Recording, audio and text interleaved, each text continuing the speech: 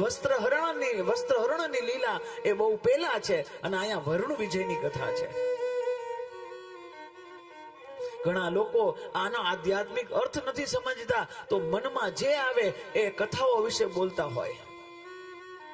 આપણે ભગવાન વિશે કોમેન્ટ કરતા, મારા વાલા પેલો કક્કો તો ભણો.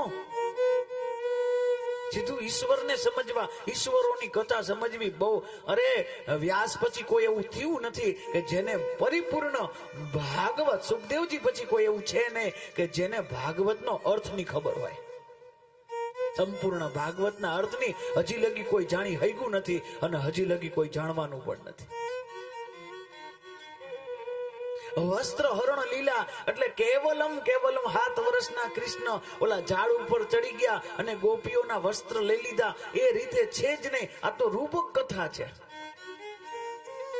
આ વસ્ત્રહરણ શું છે અને કેના વસ્ત્રહરણ કર્યા છે, કઈ ગોપીઓના વસ્ત્રહરણ કર્યા છે?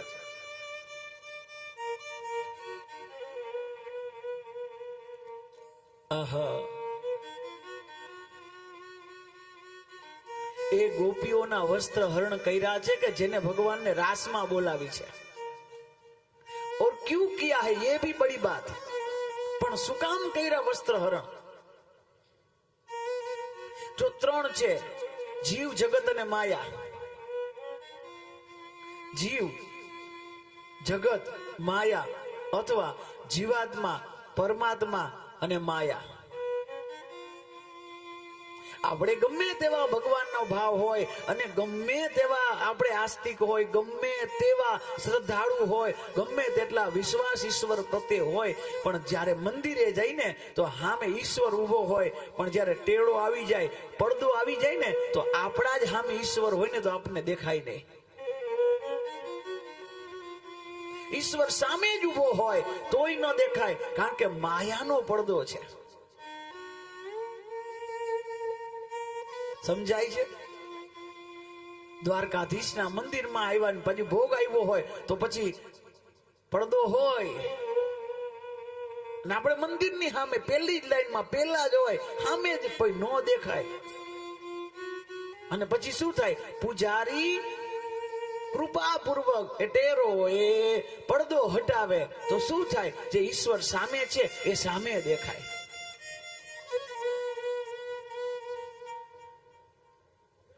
એવી જ રીતે ભગવાને પણ વિચાર કર્યો કે આના જ્યાં લગી આ માયા રૂપી પડદો છે ત્યાં લગી આ ગોપીઓ મારા સુધી રાસ નહીં, એ મને સમજી નહીં શકે. એટલે માયાનો પડદો એ કોઈ શરીરના વસ્ત્ર નથી. વસ્ત્રહરણ એટલે કોઈ શરીરના વસ્ત્રો નહીં, માયા રૂપી પડદા રૂપી જે વસ્ત્ર નડતા હતા ને એ હટાવ્યો જ ભગવાન. નકર એવું નથી કે ભગવાને અર્જુન સામે જ ઉભા હતા. એ જ ભગવાન, એ જ કૃષ્ણ દુર્યોધન પાસે હતા અને એની સામે એવા જ હતા જેવા અર્જુન સામે હતા. પણ દુર્યોધનમાં ફેર ન પડ્યો. લ્યો, એ કોકમાં ફેર પડે તો જ પડે, ન પડે ન જ પડે.